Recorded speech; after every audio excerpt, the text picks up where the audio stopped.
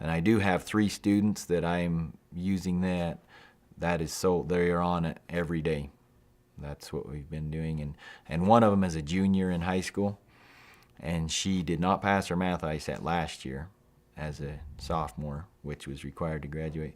And she, we put her on that, and she went up almost 20 points on her, passed the math ISAT, just took it about 3 or 4 weeks ago. What we see, we think that it's going to help those kids because they're all at different levels and the things that they're struggling with. I got a lot of kids that came over here from our junior high school because they weren't proficient in math and they couldn't go on to the traditional high school. So they had taken 8th grade math and failed it.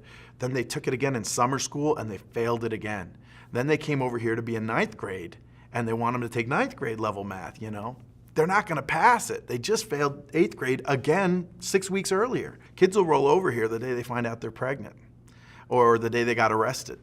That's not on a schedule at all. And I get kids rolling in here, enrolled in my class, and it's totally unplanned and unexpected. So I needed a system that said, all right, don't just drop them in my class for 3 weeks and then I fail them and then we start over again. Let's let them start, let's figure out where they're at, let them start learning and work on the learning. In terms of helping kids that you know, have always failed, one of the most exciting things for me was taking those first 9th grade kids and telling them, guess what? I'm not gonna fail you. I don't care. You're not getting an F because I don't give them out anymore. You're not gonna get an F in my class. The only grades you're gonna get are A, B, C, or I for incomplete. So you just keep working. Don't worry about that you're gonna fail. Don't worry about, I'll run interference with your parents. I'll help them understand that you're not at grade level yet, so you haven't earned the credit that you need, but you're still working on it. And we'll get your parents' support, you have my support, and we'll get you there. To hear the kids that persisted, you know, really pushed through, to hear them now talking about, oh my gosh, this is so easy. Why did this take us so long? You know, why did we spend 6 weeks just getting through that first unit?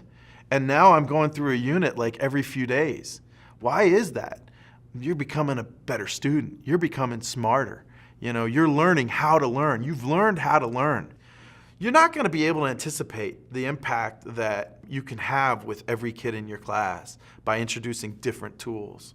You know, I would encourage you, no matter where you're at and what experience you've had with Khan, to make sure that you at least introduce students to it, get them familiar with it, let them see what's there, because some are going to love it, even if the rest aren't, and even if you decide it's not the most important part of your day.